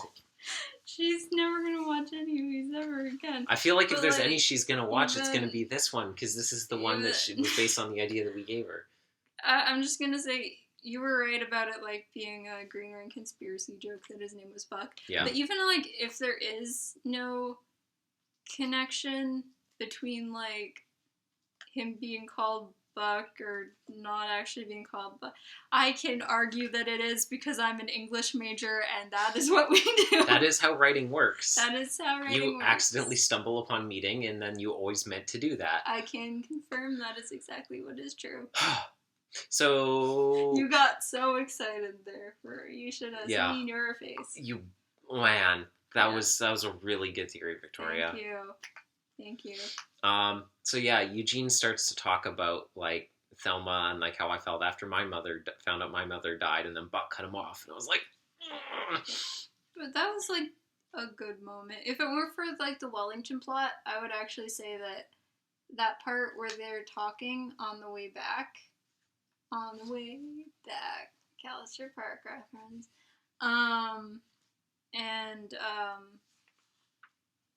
and the stuff with him actually showing off the family tree at the end, I would say those are the best parts in the episode. But also, Eugene saying, like, I'm sorry about what happened, Buck. I know it's, like, it's not okay. And then he's just like, no, I'm okay. Actually, I'm not okay. And at that moment, I was just like, Buck, I'm really proud of you, because I feel like if he had just recently, like, everything in this episode just shows, exactly how far he's come with his relationship with Eugene and Katrina, that, like, he's not shutting them out, and he's actually being open with them, and, like, the whole, like, why he was actually contacting Mr. Skint, and, like, I was actually kind of surprised that he was so, like, straightforward about why he was contacting Mr. Skint and wasn't lying about it or anything. I was really worried when I first found out. I was worried too. But, like, he was actually, like, so nonchalant. He was like, oh yeah, I was just mailing him. Yeah. Pen pals and such. On the FBI's most wanted list. And then we find out about Bradford finally, that he was the one who took the pictures, and I was like, that does make a lot of sense. And we found out that he was the one who shared his face with Wooten originally, which was cool to learn. I think we already knew that. I don't think so. We talked about his grandfather and his faith. Yeah. But never talked about Bradford. We didn't know that Bradford was a Christian before. Well, we knew that Bradford was a Christian.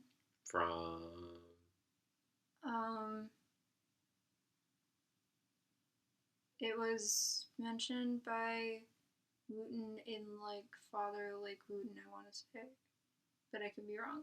I don't think that's correct. I don't think he talks about Bradford. Oh, no, he talks about the moose thing in there. Because I was just looking at Bradford's Wikipedia, and it said, like, he's mentioned in these episodes, and one of them was, like, Father Lake Wooten. Well, yeah, but they don't talk about that. He talks about how Bradford told him about mooses. Well, I did know that Bradford was a Christian. Because it was his grandpa and Bradford. Okay. And those I didn't were, like, remember Bradford. The two positive male influences he had in his life growing up. So, yeah, Bradford feels. Who would have predicted this in this episode? I was so emotional. Bradford feels, and then he put Whit and Connie and Jules on his family tree too. I was like, what a good finale. And I was just like, don't put Jules as your weird cousin. I know, there was that too. Awkward. There was that too. I was like, don't do that. Buck, I know you're from Alabama or wherever. We already covered this, but you're terrible. Do you know that? So the title of this episode, I really like it because it's relevant about the A and the B plot, but in different ways, which is what I like. Because it's like, it's literally out of the picture in that they're looking for someone they're looking at someone who's in all these pictures but is just out of frame because Bradford's bad at selfies. But then it's also about... Because he invented the selfie. I know, it takes time to develop it, I realize. Develop, because it's... Even though it's a digital camera. I'm glad you got that. We're But such losers. it's also about Buck learning that his mother's dead and his father's still missing from anyone's knowledge, so they're out of the picture in his life, but Eugene and Katrina are there in that picture, plus the literal aspect of him making his family tree out of pictures of people. Yeah. Yeah. It's good. So good. And Wellington was mentioned not by name. 5 out of 5. 5 out of Hands 5, like down. Ari said. This was the best episode we've had in a very long time. This might be like in my like top 10 or maybe top 20 episodes. Wow. That's really impressive, actually. It is. Maybe top 20 because there's 800 episodes and there's a lot of good ones. Yeah. But it's just like both of the plots for this were so good, and both of them were like revealed a lot about the plots of characters, and not like, oh wow, that's cool, I never wondered about that before, but that's good to know. Both of these things, the characters. both of these arcs involved things that we have specifically been asking for a long time about where is Mr. Skin and Buck's real family, and why did Wooten come to Odyssey. Both of these things getting answered, and this is like and the then all start of the of parallels. a Buck story arc too. Yeah, it's the start of an arc for Buck, and with direct parallels to the Leonard Meltzner saga and Eugene's like his generational bridge of having gone through this, and now he's helping in Whit's role, helping Buck go through this. And oh, could you imagine if, because they're doing this arc, if it involved them bringing like Leonard in? That would be very good. That would make me very happy. The most amazing thing. That would be just good. Talk about him. Just talk about the fact that he exists for more than one sentence. I need to know that Buck knows that Eugene knows what he's going through. Like by mentioning Leonard specifically. Yeah, because as far as we know, you need to specify. Buck still doesn't know Eugene's backstory, and the fact that Eugene went through very much of the same stuff that Buck has gone through with regards to his like parents and family and the foster system and all that stuff, which is ridiculous. He should know, and I'm sure he does, but we don't know that Buck knows that. So I just want that to happen. I don't want Leonard to come back for a cameo and for Buck to meet his grandson. 5 out of 5. Thank you, Kathy, so much. Thank you, Kathy. We didn't get a shout out in the credits like we asked for in the interview. Shut up. I realized the difficult legal ramifications of that, so I'll concede. Devin. Yeah. Shut up. This episode was really, really good. And everything with Buck was like really amazing and emotional. And this episode almost made me cry in a couple of points. I don't know about you, but you make the characters cry. There's a pretty good chance you will make me at least tear up, honestly.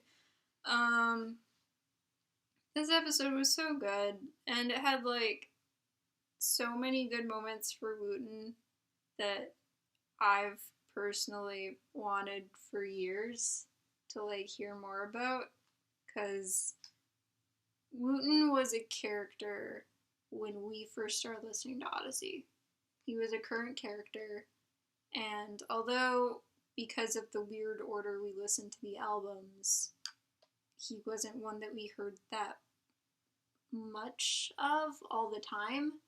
But the second album we ever got was Friends, Family, and Countrymen. And personally, my favorite episode on that for years was... For Trying Out Loud? Yeah, For Trying Out Loud. And it, like, really endeared... Pardon me, that repeat you would. It really endeared Wooten to me, and Wooten's always been, like, pretty important to me. And... You want to see how I can fit a pair of salad tongs up my nose? I just figured it out this morning. Although Wooten's characterization did take a little bit of a dip around the hiatus, and... To push onto my eyeballs until I can see little points of light. Got a little bit too silly for my taste. His characters, like, really come around in a lot of amazing ways since then. And I think he's, like, even stronger now than he was back when he first appeared. And he has, like, this entire support system behind him that's, like, blossomed really beautifully over the years. And even though the characters who were originally associated with him, like Wellington and Bradford, didn't show up for a really long time, they are getting like more of a spotlight now. And I know that's like a temporary spotlight.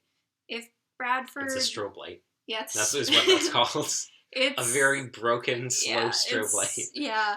In all seriousness, I know that Wellington might never appear again, and that Bradford might never appear again. They might, if we're lucky, get mentioned a couple more times within the next 10 years, but, like, I think the chances are very slim of them actually showing up again.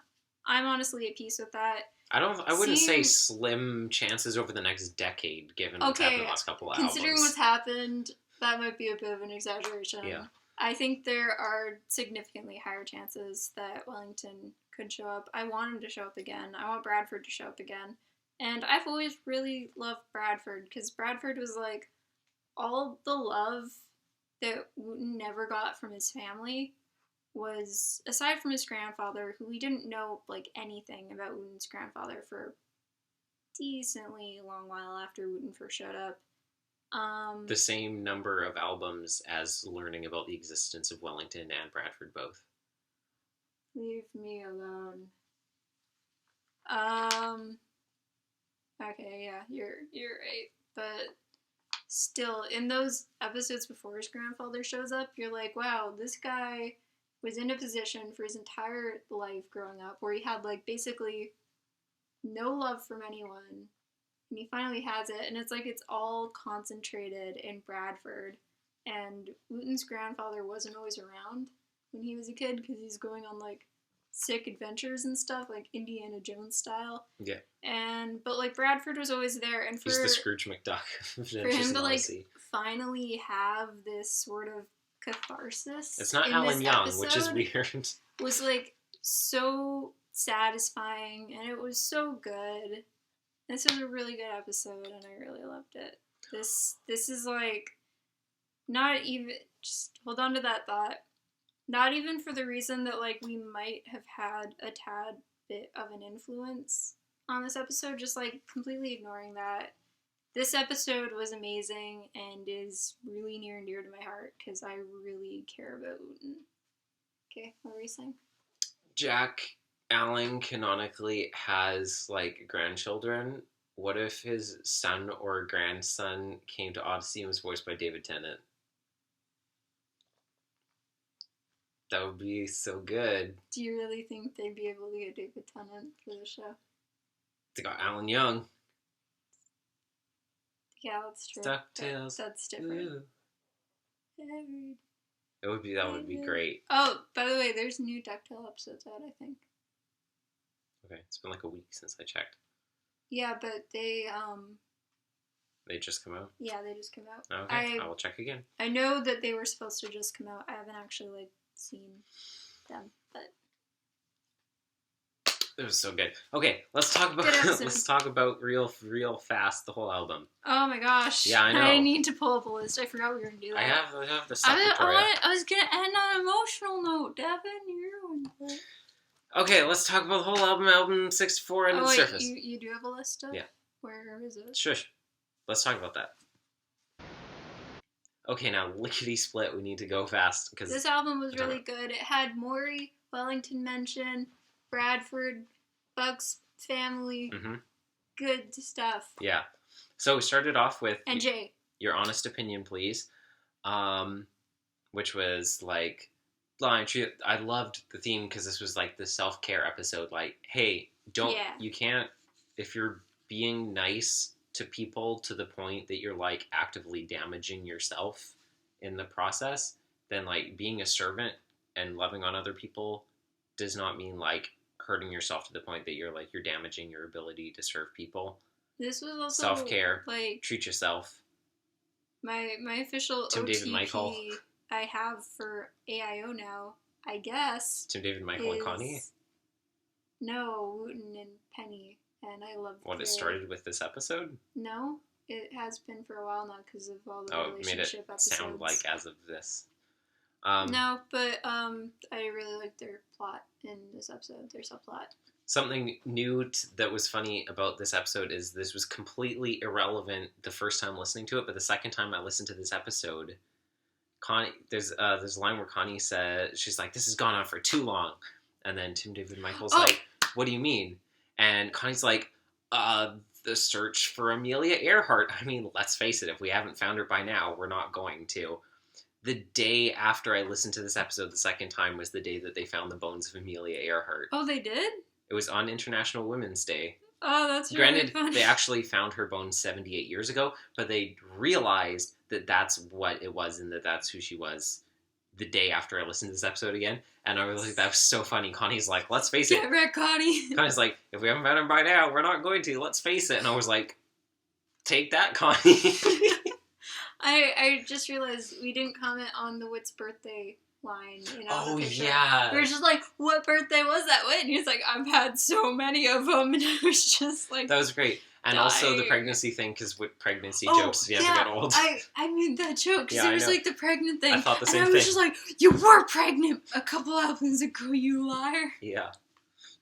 He was covering it up. It was the ultimate Odyssey cover-up. Was Whit's pregnancy. Yeah. It's like Watch Mojo list like 10 dark secrets. Yeah, that you didn't know. That you didn't know about Odyssey. Yeah, Honest Opinion Please was a fantastic lesson. I think, this season did like really, really good job. Excuse me. I think I really like what they did with the plots in this, but I think what they did with the morals for most of these episodes outshines even like the plot's development and plot advancements they gave to the characters. I would agree with that. All the morals were like really impressively on point. I wouldn't say like all of them necessarily, but a bunch of them. More than average. Yeah. This one was like, this is something that is new and super important and counterintuitive, and so I really love that when they do something like that, not like, lying is bad. So, these are, I love when they do things that actually goes against the intuition of, what the more general like something you would want to see on that a you're raised on. Moral. Exactly, because the general common sense, the general, thing that we're raised on is, the ethos of, love your neighbor more than yourself. You're being a servant, pour yourself out for others. Love is sacrifice, all of these things. Deny yourself, pick up your cross. All of these things, and so recognizing the need for self-care and, treat your neighbor as yourself means treat yourself as your neighbor. Treat yourself as your neighbor. Yeah. As your it's super neighbor. important. So, loved that. Great episode. Good. The next Good one stuff. was... Secret of the Writer's Room. Got Maury! And Maury, with this episode, just gonna mention again how I got through the entire episode, and I was just like, was all of that pointless? And then we got Whit's Dungeons and Dragons, Castles and Cauldrons thing. It was just like, something's going down. I think Glenn possessed Maury. And it's just like, oh dang. And then it cuts to Maury and he was just like, I'm gonna steal the map. I'm gonna steal the crown jewels of Odyssey. The map on the back of the Declaration of Independence. And I'm like, oh heck. We gotta get him. So Writer's Roost, presumably the whole Anne West was believed to be a secret spy and had these 11 missing days thing. I assume that was all made up for this mystery specifically. Matthew goes to the library to look her up, and Eugene, as the research assistant, tells him all of these facts about her off the top of his head, because he was like, oh, I need to give him this exposition for the mystery. But what if the more likely thing had happened where Matthew had just Googled Anne West? What were their preparations for that? Because I assume that they made up the stuff for the mystery, because it's too convenient. Devin, Maury would have edited the Wikipedia page. That's my next sentence. I was like, where they write a fake Wikipedia article and hope that Matthew and Emily see it before it's taken down by Wikipedia people. I found this Wikipedia article. I happen to have it pulled up here. Remember, it's just a text document on his phone. That's the voice we have for Maury now. Yes, I remember. Yeah, no, it's in the notes. Yeah, exactly. He has so on his picture. His phone, and it says please like, believe me, but it's like PLS. Yeah. Yeah. No, I was like, what were their preppers like? Write a fake Wikipedia article, hope it's seen before it gets taken down by admins. It's throw up a bunch of like written in MS Paint. Like, no, it's legit. How do I rotate text in MS Paint? Comic Sans throw MS up font. a bunch of like Squarespace and Geocities pages as sources and just hope that it seems legit. Like if this episode had come out in '89, maybe I'd believe like, oh yeah, if you wanted to know about Anne West, you go to your public library and ask the research assistant before anything else. But this episode came out in 2018, and the first thing you would do was use your smartphone. Use your smarts. So I thought that was kind of interesting. And I just want to say Maury's username on Wikipedia would be Heath Ledger Best Joker. So. I mean, he's correct. Because all those Joker jokes. Yeah, I got that, Victoria. Thank you. Yeah. Because you didn't laugh at my jokes. I would have thought it would be some sort of like. Yeah. My favorite Heath Ledger impression. Thank you. I would have thought it would be something more Moriarty based. No. I wanted to make a Heath Sherlock Ledger sucks. XOXO 999. I know we talked about this before, but the old lady's bland reactions to learning she was adopted and her mother was a spy and her birth mother was also a spy, was murdered, and then she's found in a hotel room. Had that reaction to finding out his parents were dead. She's so nonchalant about it, and I burst out laughing out loud while we were listening to it because it's just so funny. What? They're like, there's like this woman was a spy, but she was murdered, and the baby was left behind, and we're having a baby, and the baby's you, and she's like, know what it's like? How fascinating! Tell me more, Emily. It's like the Christmas tree cartoon, where it's just like, Mama, Dada, Lizzie's dead, and they're like. It's so funny. Also, why did they bother to change the lady's name just for the mystery? Like, she's a living resident of the town who's lived in the town. Surely changing her name added nothing to the mystery, but it made a Jake Peralta thing where it's just like, this is your secret name. It increased the chances tenfold of being found out as a ruse. Because what if they were like, wait a minute, I know you. Writer's ruse? They're like, what if there's like, I know you, you're in my mom's book club. That's not your name. Like, why would she have to lie about her name? There's no reason for that. What is your name? She was also a real teacher at the school. What if they'd like looked into the records of school teachers and been like, this isn't her name? What was the point? Apparently, if you're an old enough teacher, no one knows you were a teacher in Odyssey. No one ever knows what was. Nobody cares. Did you like the Jessica haircut joke? I did, yes. Yeah. I like, especially because she just said it. She like didn't stop. Jessica haircut. I like the line where Emily's like, "How did you get everyone in on this?" And where he's like, "I hacked their emails, then threatened the lives of their loved ones. I mean, I wanted to cheer you guys up. Oops." I put cyanide in all their drinks, and I'll only give them the antidote if they do what I say. Yeah. I think my Maury impression's getting better. What do you think? I think that the final scene of this episode is still like... It's still great. It cranked this arc up like 3 years, and I know, like you said, it's going to take another... Which is going to be good, yeah, because it's going to take another year, 3 years for them to actually have more... The pacing of this arc is what we in the biologist community call punctuated equilibrium. It means nothing happens for a long time, and then you just stutter forward. That was an evolution joke in the house for all you people. I didn't get it, so. Sir Buddy Snowy Day. I love that you didn't put anything for Sir Buddy Snowy Day, and you. Well, it's because we just talked about it. Yeah. It's. I knew I got more notes, but I put them in the main Day, like review. we said before, better than Snow Day. Had Jay in it. Had some great parts from Ava. Had a really good lesson. It's funny because I realized after I said, like, man, there's like so many good lessons, especially in this album. Every episode to me has either like a stellar plot or a stellar lesson, or both, but not both. Oh, okay. Per se. Like, I do like the plot of like the first one, Your Honest Opinion, Please.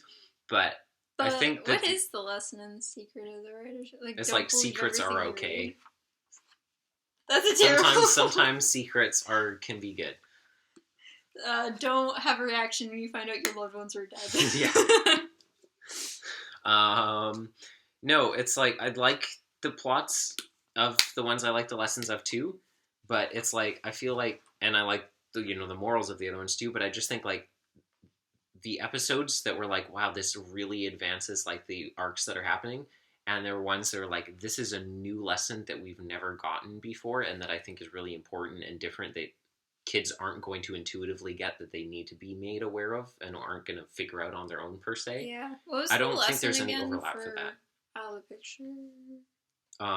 Like you said, it's just like, oh, like your parents love you and your parents are like watching out for you, and the supportive parents. I think, right? That's the common theme between the stories. Yeah. Like you said, I wasn't sure if it was gonna be something like other than that. Yeah, I don't think, and not that I can think of, but for Honest Opinion, Please, it was like, yes, self-care, loving others doesn't mean like killing yourself to please other people. Secret of the Writer's Ruse was like, yes, we're going to advance Maury's plot. Sir Buddy's Snowy what Day. Olivia did in the books, which is really dark. Wait. What did I say? Wait, what did she do? You said don't kill yourself to please other people, and I was like, and that's what Olivia does in the books. Which book? The Series of Unfortunate Events. Oh, I thought you meant Olivia Parker. No. I was really good. It was like, she's not in the Imagination Station book. She's not in Kidsborough. My brain didn't make the connection for a second that, like, there's an Olivia in this. Well, too. I was about to talk about Sir Buddy's Snowy Day, and they said Olivia, okay. So I was thrown. I already started talking about this one. Now Sir Buddy's Snowy Day had, like, the good lesson of, like, the difference between how to build an actual relationship and the differences between like infatuation, crush, and like an actual emotional connection built on something foundational. David and Absalom had the amazing lessons about like, hey, forgiveness does not preclude like appropriately disciplining people for the mistakes they make. Also, everybody's bad, and you know what? Everybody's terrible. Just because you're like, oh, these two people are going against each other doesn't mean it's not like, oh, this person's righteous and this person is in the wrong. This person's righteous, but they both gray. They both did bad things. Exactly. Gray. Everyone is problematic. Living in the gray. And then the last one was like, yeah, here's why we came to Odyssey, and here's Buck and Mr. Skint. And now you're gonna cry. You know what I also just realized? Even though he was only looking for Mr. Skint to try and find out about like the lady, and then he found the lady and stuff anyways, and I assume he's going to look for more stuff, he did still send out a bunch of letters to try and find Mr. Skint, and one of those letters may still find Mr. Skint. I thought he only sent out the one. No, he said he sent them out to a bunch of old addresses and stuff. Okay. And that one returned. But even if he doesn't pursue that route further and looks at other stuff to try and find his family, it's possible that Mr. Skint is going to receive one of those letters and is going to come back for Buck, especially if he thinks there's a nest egg in it for him. See, the thing with Mr. Skint coming back... Especially if he knows that Buck is writing to him to ask about his family. His money boy. His family. Because he's like, money boy. He wants to find out about his family. This is my chance to get in on that sweet dough. So I always thought, like, when Mr. Skint was going to come back, it was because he comes back. And not because Buck, like... Yeah, so did I. Asks him. That's why, I was surprised. So I think this is very interesting. Yeah. So Buddy's Snowy Day, we already talked about that, I thought the plot was like, meh, but I was glad that Jay came back, and then Ava was great in it. Timestamps in this episode of the Oddcast. Well, for what? For, like, where everything is. I do that for every episode. Oh, okay. I wasn't sure if you still did that. No, I do it for every episode. Okay. David and Absalom, part one, I still think is hilarious. Like I said earlier, how the last episode was like the dangers of infatuation, and Buddy is like, don't worry, Mrs. Olivia learned nothing. It's like, don't worry, Mrs. Parker. I'm not going to let Olivia fall for some pretty boy who she has just this infatuation crush without knowing him, and then finds out that he's actually a terrible person. And then the Always Sunny title pops up for the next episode. Yep. Bum, bum, ba-dum, bum, bum, bum, bum. I should watch an episode of Always Sunny one day. Have you ever seen one? I've never watched a full episode. I was actually thinking yesterday it's on my list of shows to watch. And granted, I want to make this clear though, because we rag on Olivia a lot for being the person who was a lot more like screaming over Absalom. Matthew does the exact same thing too. He's less like outwards about it, but he's also like, I'm sorry that Olivia would disrespect you, hero King David, hero King who's heroic and wonderful and brave and perfect, and I love you. I also give the disclaimer that like I've had the exact same reaction to like certain celebrities. I'm sure we all have. On like a lower scale, like I mean, not actually being in the near vicinity of all I could think of watching season 2 of A Series of Unfortunate Events every time the pale-faced woman came on screen was the fact that I met them while we were filming. Same here. I was like, I wonder if they were wearing this outfit. And it was like super surreal because I'm watching them and I'm like, I talked to them for like 20 minutes. Like, yeah, and I was like, I know that those are their real hairstyles. It was so cool. It was good. Good stuff. And when you got that autograph from like good boy Pippin for me, I like cried over the phone. So we all do it. So yeah, like you said before, Andre, indeed, he is doing like a barely different voice. He makes it ever so slightly more scratchy. I forgot about that. That was bad. He talks with like a regal inflection. That's it. So it is a little bit different. Yeah, it is a little bit different, but it's different to the point where it's not good because you have to try and figure out why it's different. Yeah. Which isn't a good thing. It's so nice to hear some of David's we said this before, some of David's other mistakes besides the Uriah thing. Even if it still does inevitably come up. This was the first time I ever heard this story. So he screwed up so many other times in his life, and I do like how this episode has this secondary theme, like I said, of understanding the balance between discipline and forgiveness, because David is praised in here legitimately for being a merciful and forgiving king in the face of repentance from the people who did wrong things, but also heavily chided for giving way too much slack when it comes to your kids committing capital crimes without remorse and then trying to usurp your government and murder you and your followers. And he's still like, but don't hurt him, okay? Like this all tracks back to David's fault before it was ever Absalom's, because he didn't punish Amnon for what he did. So I'm glad that there's like these two dual themes in there. And it's also poetic, I realized, that this story starts with Joab concocting this scheme to get Absalom back into Israel because he thought David was being too hard-hearted. And then it ends with Absalom dying at Joab's hands because he believed David was being too soft-hearted towards him. And I was like, that's a really good, like, parallel for Joab's character in the story. And they also had all those crazy names. Yeah. Ahitophel. And then Out of the Picture, which was just... Out of the Picture was so good. I'm going to give this album a 4.7 out of 5. It was really good. I'm going to give it a... Wait, can you show me all the names again? The Picture, David and Absalom, Buddy Snowy Day, Writer's Ruse, and your honest opinion, please. I'm gonna give it a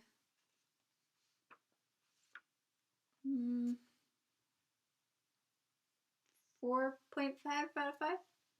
Now we have to rank them. Favorite episode. I need to actually write down the names so I can see them all at the same time because this isn't working. Favorite episode was Out of the Picture. And then next under that was Writer's Ruse, then Honest Opinion Please, then David and Absalom, then Sir Buddy Snowy Day. Secret of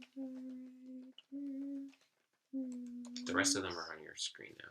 Yeah. So yeah, that's my order. Okay. So, Out of the Picture is my favorite.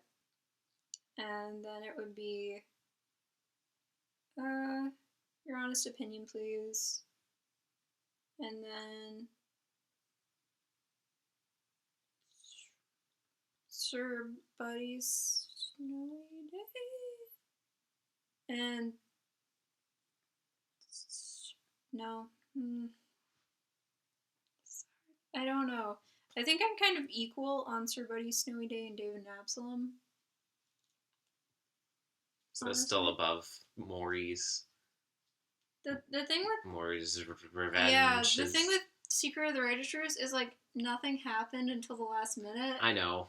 And what happened in the last minute was super awesome, but it was still like you had to pad through everything else a little bit to get there. I feel like they could have done all of that, like that entire like, oh, Maury wants to see how long it takes for them to like do a mystery thing, like in the first half or something. That's like fair. that. Okay, I'm gonna swap then honest opinion, Secret of Writer's Roost. So I'm gonna say out of the picture, honest opinion, please. Writer's Roost, David and Absalom, Buddy, Snowy Day. Do the same order then? No, because I put Buddy, Snowy Day as the last episode. These ones are equal, so Buddy, Snowy Day, and David and Absalom. So, other than that, or do the same list? Well, you put that almost at the top. I said that's my least favorite. Oh, okay. Yeah. Okay. I understand. What is your order? Mine is out of the picture, your honest opinion, please. Sir Buddy, Snowy Day, David and Absalom, and then Secret of the Writer's Roost. Because I don't know, I feel like after waiting so long for Maury to appear, I kind of wish a little bit more happened with him. That's fair. He wasn't in the episode very much. No. I'm glad we have the same top two, which was the premiere, or the finale and the premiere. Yeah, which is, it's they a good were very thing. Good. Yeah. It's always good to have a strong start and a strong finish. Yep. Better than having those in the middle and having a weak start and finish. Yeah.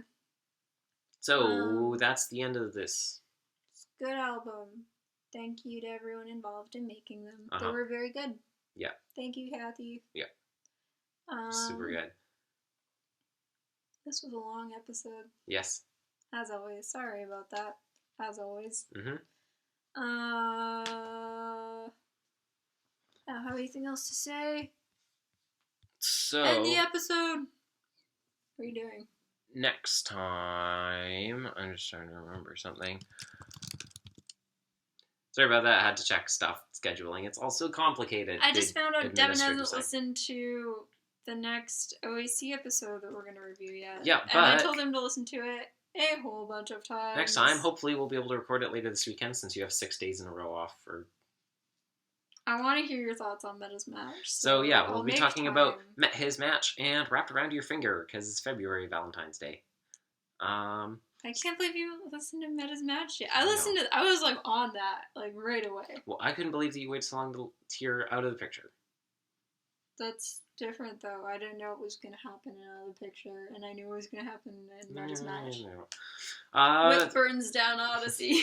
So, that's what we're doing next time. Until then, thank you for joining us on our side of the YouTube. I've been Devin Francis, also known as Leonard Meltzman. And I'm still... And yeah, it's been the Adventures in Odyssey Oddcast. Goodbye.